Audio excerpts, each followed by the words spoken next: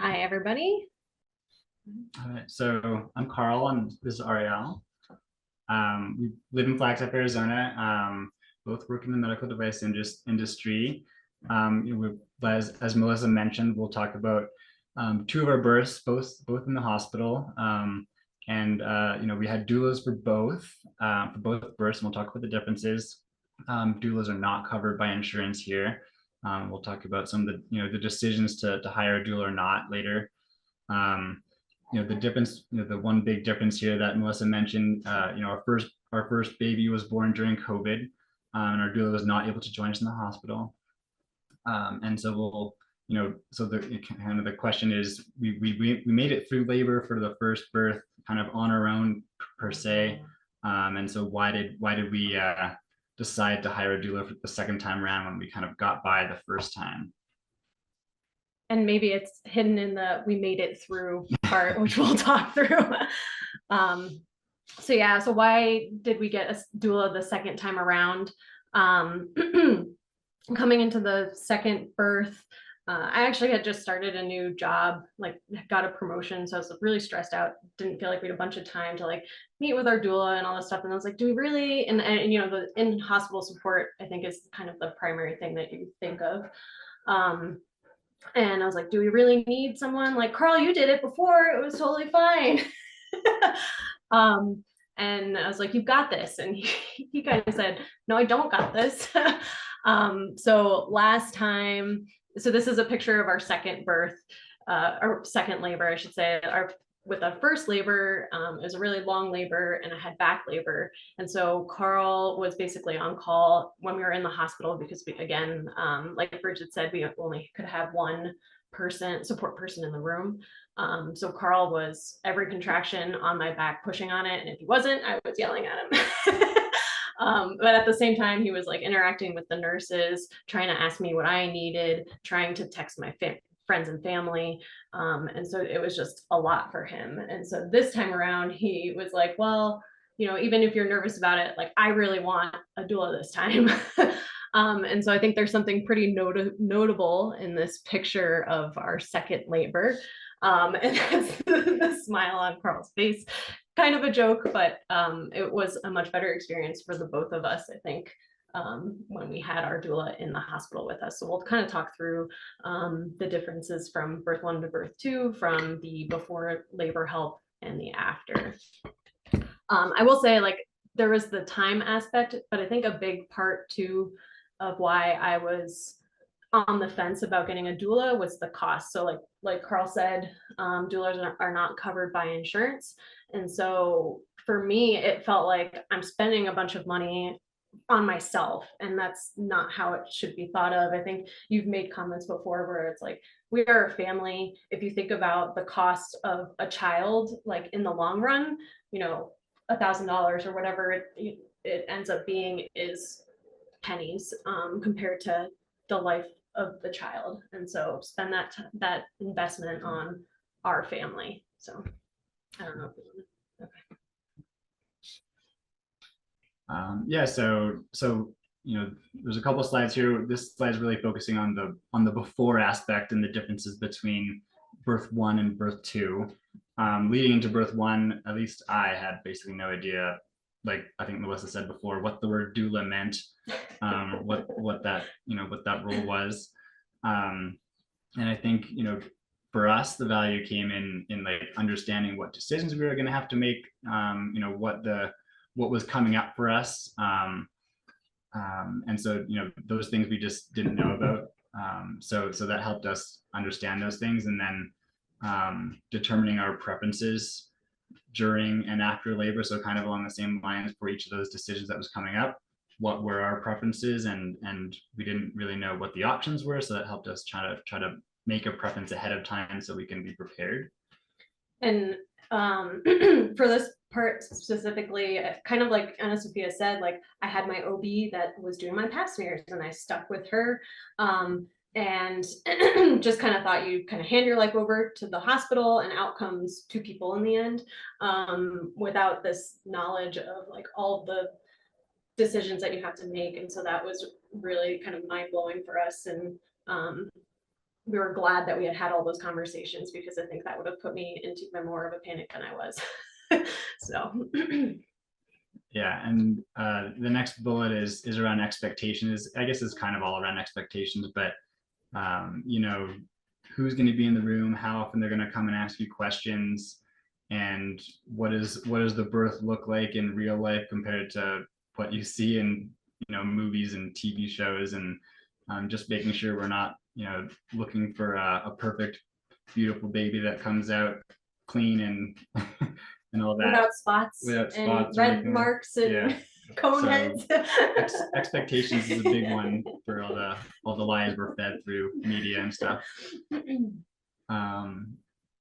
Yeah, and then labor at home or go bag, all this stuff that we probably just wouldn't have thought of to really get ready and feel like you're prepared and confident going into it. You know, you don't want to be rushing around when you're like, you got to get to the hospital and trying to figure out what you need to bring. So having that preparation kind of planned for us and talked through beforehand was a big boost in confidence for us. And it is kind of funny. So like when Melissa was reflecting on the you go to the hospital and you kind of forget all the stuff that we talked about ahead of time, like our go bag, we packed with all this stuff that would be really relaxing for me, and snacks, like, and things. And again, Carl was doing everything, and so we didn't even pull any of that stuff out, really. Yeah. Yeah. So yeah, that's and we'll talk about that a little bit later. So with the difference in having a doula in the hospital versus not having a doula in the hospital. But the last bullet there is shared resources. So, you know, after birth, there's all these options, and before birth too, actually, sorry, there's all these options, you know, acupuncture, physical therapy, you know, immediately after birth, and then later after birth, lactation consultants. So all these things that maybe we wouldn't have even known to even consider or ask about were shared with us. And that's been a big part of Arielle's labors. Learning, yeah. Yeah. Yeah, so we're both in the medical device industry, big, you know, strong proponents of Western medicine. So when like acupuncture was brought up, it's like, I don't know about that. So we kind of ignored it until I was 40 weeks pregnant. And then I was kind of saying like, I will do anything to not get induced at the hospital, because I knew a lot of people that, and granted, it can work out just perfectly, but it can also result in like really long labors, which I had anyways. But so I tried acupuncture, and after 2 days, this was an acupuncture induction. After 2 days, I went into labor. And part of me has always been like, was it that or was it something else? So for the second birth, I ended up doing acupuncture leading up to it, which is also supposed to help with like less pain during labor as well. And then I did do the labor induction at 39 weeks. And then again, like 2 days after the acupuncture induction, I went into labor. So who knows, but it was really surprising for me. It's hard to believe in things that like I can't fully understand, but I'm now still going to acupuncture for postpartum because there's a bunch of benefits that can be seen there as well. Physical therapy. So I like to play soccer. I like to go running. After the birth of my first child, I had incontinence issues, so I would pee. And that had a big impact on my mental health during the time. I would cry, sorry, every time I tried to do an activity.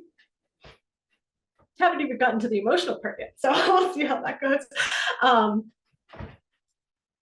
So having, you know, those resources, I ended up going really late because again, like it wasn't all covered under insurance. And so I was like, oh, I don't want to spend this money on me.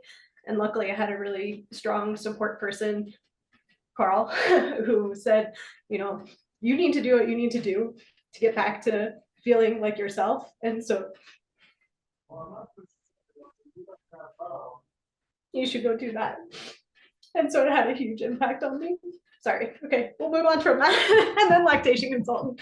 So with birth 2, we were like, oh, you know, again, I was like, oh, we created a birth plan already. Like, we don't need to spend a bunch of time on this because I felt really busy. And it was kind of funny how much we just kind of assumed was standard care from our first to our second. And so our doula helped navigate and talk through some of those things and updated hospital policies that we weren't aware of. And we made pretty major updates to our birth and for birth too. And sorry, in all my emotions, I kind of took over the slide. Did you want to continue or should I just? I'll just continue. Okay. And then with birth two, so I think Melissa had brought up like the movement, and Liz also brought up the picture of, the nurse helping with labor positioning and movement. And so for the second labor, my doula brought up this class, which I ended up taking, and taught you, again, this was like right up my alley because it taught you the like anatomy of what's happening when you do certain positions. And so we talked through like, how do you move baby down? How do you open your pelvis for labor? How do you relax yet push through a contraction? Because all of that was really difficult for me the first time. And we'll talk through the amount of coaching that I had for the first labor versus the second. And then pulled out some buried feelings. So here we go. So in our first conversation with our doulas, she's like, let's just talk through your first birth story. And even now when I talk through it, I think there's a lot of like anger and judgment and kind of sadness I have with that, how that labor went. And I'll actually share more when we talk through like the differences during labor. But we talked through my entire labor. I had this anger, and then at the end, she's like, "Well, how did you feel about all of that?" I was like, "Oh, it's fine. It was fine." And she's like, "Well, we've seen a lot of people have like trauma associated with like how alone people felt during the birth during COVID specifically." And I just like broke down crying. And so we talked about that a bit, and she encouraged me to reach out to resources and start processing that birth so that all those feelings don't come out during this second labor.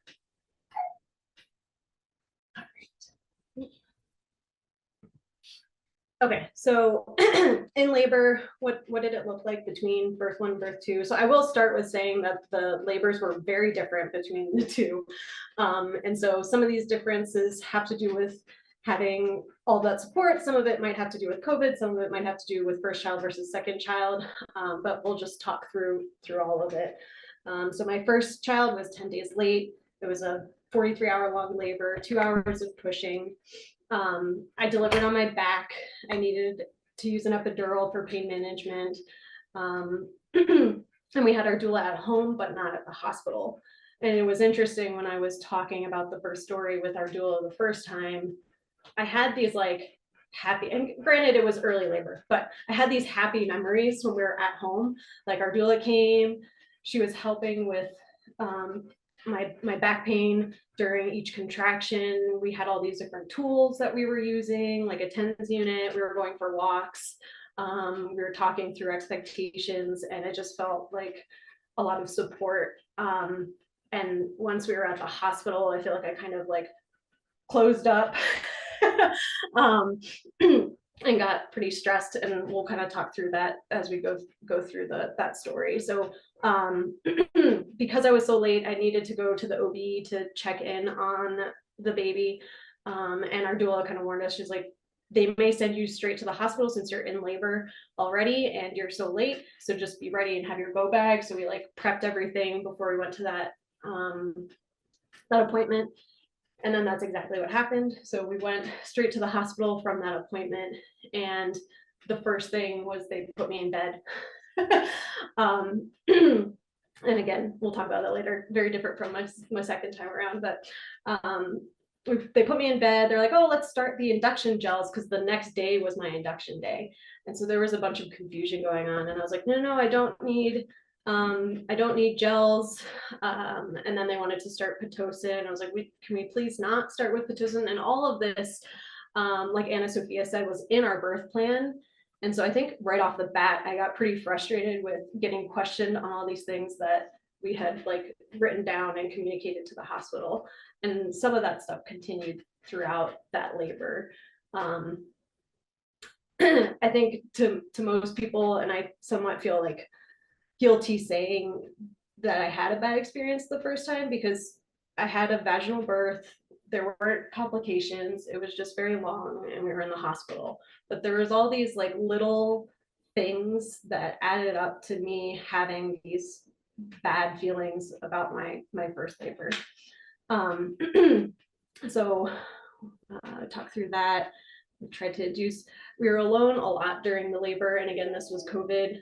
So everyone was doing their best, but we'd be alone and then a nurse would come in and, you know, ask a question or whatever, and then go out.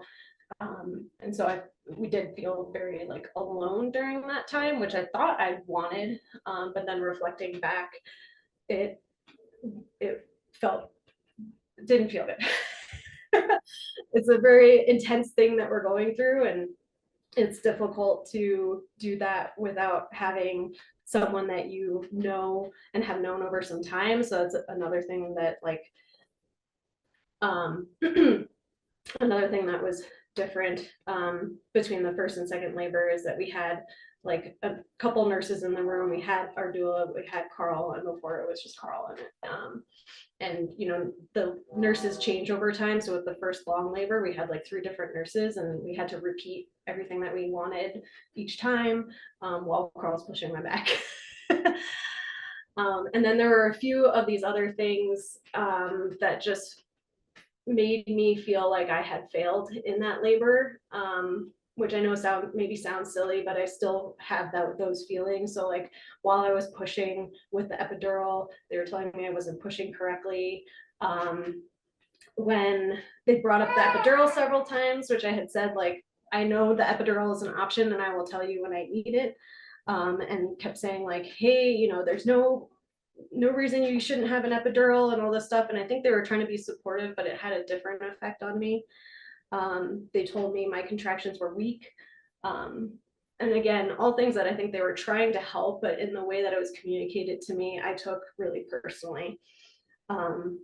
The lactation support that I had had in the hospital that for the first birth, like they just kept, I think there might have been like a rush to get us out of the hospital too because of COVID, but they just kept latching my son Axel onto my breast, and I was like, I'm not sure how I'm going to learn how to do this if you just keep doing it for me. And they just kept kind of doing it. So that was frustrating. So moving on to birth 2. So it was 2 days early, 7-hour labor, 1 hour pushing. I delivered on my side and I had no pain medication. Oh, that was another big thing between the first birth. So in the first conversation with my doula, I had told her like I think the thing that I felt the most guilty about was getting an epidural, which why I don't know. And she was the first person. Now this was like 3.5 years after birth or after the labor, and she said, you did what you needed to get through labor, and that was the tool that you needed. And so you did a great job telling them that's what you needed. And then I like felt proud about it. So, I mean, there's just so much that a doula can bring to you that's hard to like communicate. Okay, and then so birth 2, water broke at home before feeling contractions. And I think we were like, oh yeah, we know everything. And then my water broke expecting it to be like the first labor, and I wasn't feeling contractions, and I went into a panic. I was shaking. I was like in shock, and I was like, oh my God, what does this mean? It's like, we gotta go to the hospital right now because I'm shaking. And we called our doula. We talked through like what our decisions were. And some of that was like, oh, some of these things are coming back to me now. And we decided to stay at home, and I went back to sleep. And then I woke up with like 2-minute apart contractions, and that's when we went to the hospital. So I ended up sleeping through a large part of labor, which was amazing. Our doula met us at the hospital and talked immediately with Carl around needs. And I remember in the conversation, she was like, does she want to be touched? And Carl's like, well, she didn't want me to touch her. And I was like, but you can touch me, Kristen. So there's small things, no offense, but your touch is a little strong. And at that point, I think I needed like caressing, like having my mom there, which is exactly kind of how it felt when she came over and was like trying to coach me through labor. The other things ahead of time we had talked about, like the need for affirmations. And I think that came from like all these things that I felt like I was being told I did wrong in the first birth. The second birth, she was like literally in my ear saying like, you can do this, you know what your body needs to do. And when I would talk to myself, she would encourage that, even though, like now I'm like, oh, that was kind of crazy. I was like in a whole nother world talking to myself, and she was encouraging it. And really helping me. And it made me then believe in that whole process. So like anytime the nurses told me to change body positions when I'm like numb with the intensity of labor, I felt like, yes, this is the right thing to try at least. Consent was asked a lot more frequently in the second birth from that team. Honey for pushing. So this one's kind of funny. I know this seems kind of random, but our doula had brought honey for like transition. In my first birth, they're like, hey, you need to drink some soda or something. I was like, hate soda. Here, drink this lemonade. I was like, I tell you, if I drink that, I will throw it up. I drank it, I threw it up. This time around, she gave me two different, my doula gave me two different options.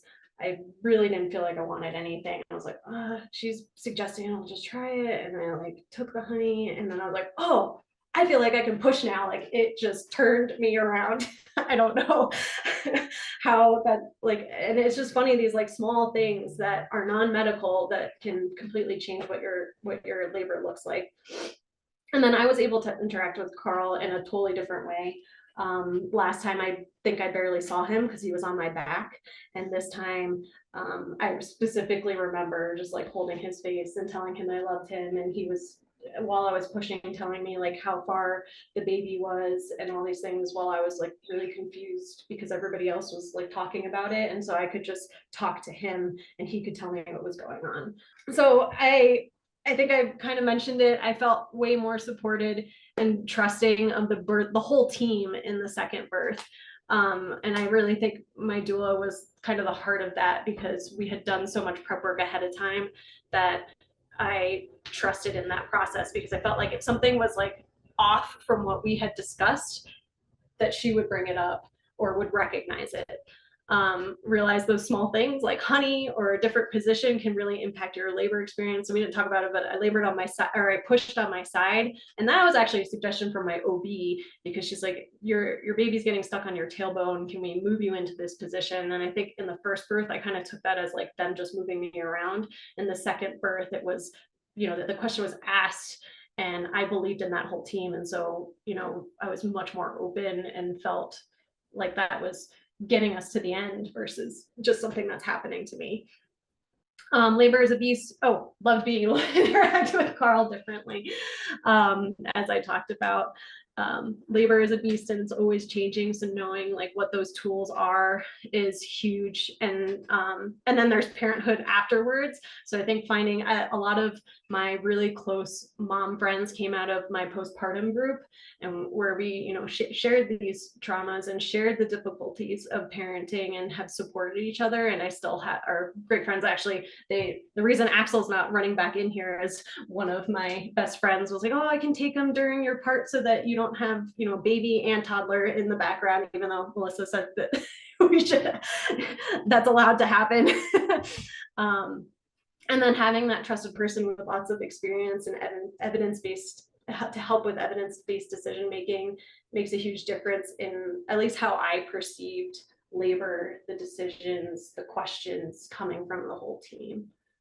And then that support during and after is just really important for mom and baby's health. So just a plug to like, remember that it's not you spending money on yourself, it's supporting your family and being there for your family, even if it feels like it's for yourself. So don't feel that way. And yeah, I don't know. Sorry. Do you have anything that you want to share about differences from birth one to birth two? No, I think you covered it. Did you feel better? The second birth? Yeah. Yeah, I think just all the learning leading up to it wasn't needed because we had done it the first time around. So just felt more confident and less stressed going in. All the little things that you think are maybe wrong or bad afterwards, you kind of have talked about the first time around and know that expected and normal. So Yeah.